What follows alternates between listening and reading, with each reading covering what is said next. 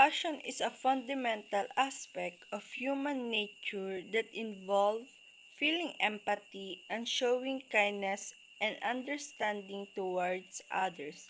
It goes beyond just feeling sorry for someone. It is about actively wanting to alleviate their suffering and improve their well being.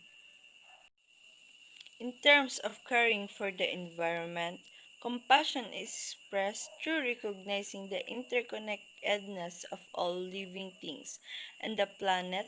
It involves understanding that our actions have consequence not only for ourselves but for the entire ecosystem.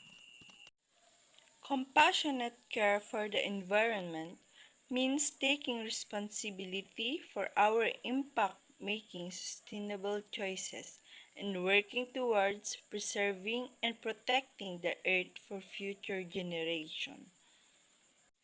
When it comes to caring for others, compassion is demonstrated through acts of kindness, generosity, and support. It involves listening with empathy, offering help without judgment, and being present for those in need. Compassionate care for others involves recognizing the inherent dignity of worth of every individual and treating them with respect and compassion.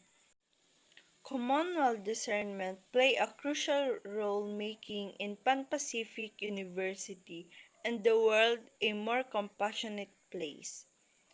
Communal discernment involves a collective process of reflection, discussion, and decision making within a community.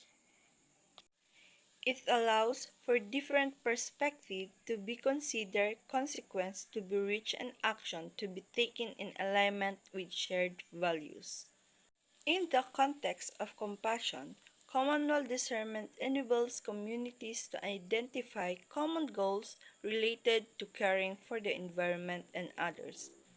It allows for the establishment of norms and practices that promote compassion and empathy within the community. By engaging in communal discernment, Pan-Pacific University in the world can create a culture that values compassion, fosters understanding, and promotes action that benefit both people and the planet. Ultimately, compassion, when expressed through care for the environment and others and supported by communal discernment, has the power to create a more interconnected, empathetic, and compassionate world where individuals and communities thrive harmony with each other and the planet.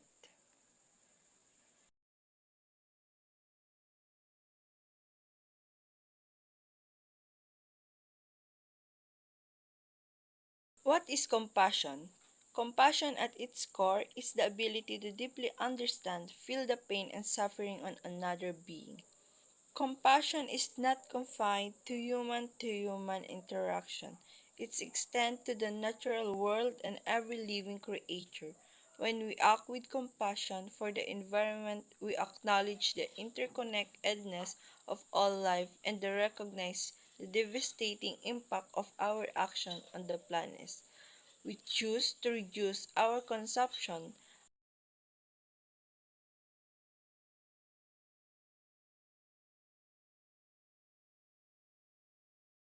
Discernment is a powerful tool for fostering compassion.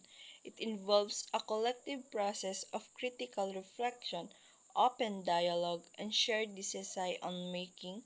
By engaging in this process, we can identify areas of suffering through open communication and active listening. We can better understand the needs and challenges faced by individuals and communities. 2. Develop solution with collective wisdom. By pooling our knowledge, skills, and perspective, we can find innovation of compassionate solutions that address the root causes of suffering. And number 3, empower individuals and communities. Communal discernment fosters a sense of shared responsibilities and empowers individuals to take ownership of their action and advocate for change.